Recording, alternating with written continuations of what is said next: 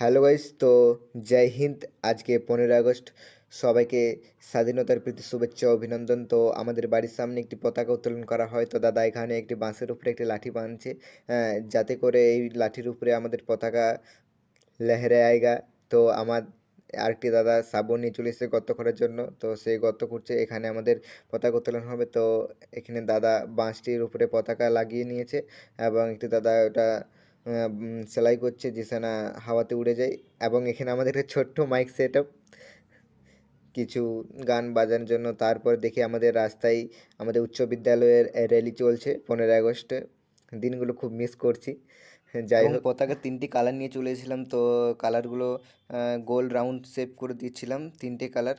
এবং তারপর দেখি গার্লসের মেয়েগুলো সব যাচ্ছে র্যালি করে, এবং আমাদের রঙ্গোলি বানানো প্রায় কমপ্লিট হয়ে গেছে। তারপর কিছু ফুল নিয়ে এসে করে দিয়ে দিলাম নিচে।